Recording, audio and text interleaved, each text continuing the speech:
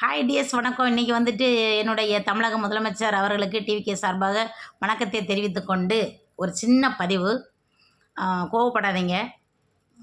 என்னன்னு சொன்னேன்னா, மக்களை நான் என்ன சொல்ல வரேன்னா, தனிப்பட்ட முறையில் என்னுடைய மூளைக்கு ஒரு சிறு மூளைக்கு எட்டுனதை சொல்கிறேன். என்னன்னு சொன்னேன்னா, ரூ. 2500 மகளிருக்கு கொடுக்குறதா சொல்லியிருந்தாங்க.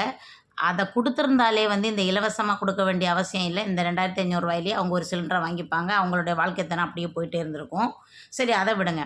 இவங்க ரூ. 2500 வந்து கொடுக்காத காரணம் சில தகவல் என்ன சொன்னாங்கன்னா, சட்டசபையில் அது கஜானாவில் ஒரு பைசா இல்லை, கஜானா காலி, என்னது நக்கி வலித்து துப்பிட்டு போயிட்டாங்க அப்படின்னு சொன்னாங்க. சரி இருக்கட்டு. நான் என்ன சொல்கிறேன்னா, மக்கள் சார்பாக தான் சொல்கிறேன். மக்களுக்கு இது தெரியுதா என்னன்னு தெரியல. மக்கள் சார்பாக என்ன சொல்கிறேன்னா, கஜானாவில் ஏன் நமக்கு பணம் வராமல் போகுது?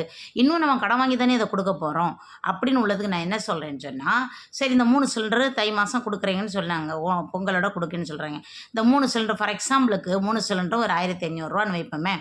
அதை ஏன் வந்து ரூ. 500 அதில் வந்து ரூ. 1000 மானியமாக கொடுத்துட்டு ரூ. 500 வந்து நம்ம சேவ் பண்ணிக்கலாம் இல்லைங்களா? இப்போ வந்துட்டு விலையில்லா பெண்களுக்கு பஸ்ஸு, கட்டணமில்லா பஸ்ஸு கொடுத்துச்சு. உண்மையாக சொல்கிறேன், நான் ஸ்கூல்லேருந்து வரும்போது பாரிஸ்லேருந்து வரக்கூடிய எந்த பஸ்ஸில் இருந்தாலும் என்னால் ஏற முடியாதுன்னா எல்லாருமே கவர்மெண்ட் ஒர்க்கர்ஸ் தான் அங்கே இருக்கிறது. ஒரே கூட்டம். பணக்காரங்க மட்டும்தான் அதில் இருக்காங்க. புரியுதுங்களா? அதுக்கு நம்ம என்ன பண்ணலாம், ரூ. 20 டிக்கெட்டை வந்து ரூ. 5 பண்ணுங்கள், ரூ. 5 கொடுங்க. ரூ. 15 டிக்கெட்டை வந்து ரூ. 5 கம்மி பண்ணி ரூ. 10 கொடுங்க. இது இலவசம் தானே. அப்போ நம்ம வந்து எவ்வளவு சேவ் ஆகுது, இப்படி கொடுத்தனால எவ்வளவு பணம் சேவ் ஆகுது, நம்ம கஜானாவில் எவ்வளவு பணம் வந்திருக்கு அப்படின்னு உள்ளதை நம்ம கணிக்கலாமா இல்லையா? இது மக்களே உங்களுக்கு நல்லதுன்னு தோணுதா இல்லையா? இந்த இலவசம் வந்து இலவசம் தான், இல்லைன்னு சொல்ல.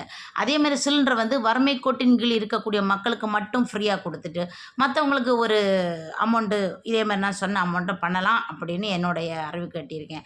மக்களை இது உங்களுக்கு பிடிச்சிருந்துன்னா, உண்மைதானா? அப்படி பிடிச்சிருந்தா லைக் பண்ணுங்கள், கமெண்ட் பண்ணுங்கள், சப்ஸ்கிரைப் பண்ணுங்கள். இது வந்து கஜானாவில் பணம் சேர்றதுக்குள்ள ஒரு சின்ன வாய்ப்பு.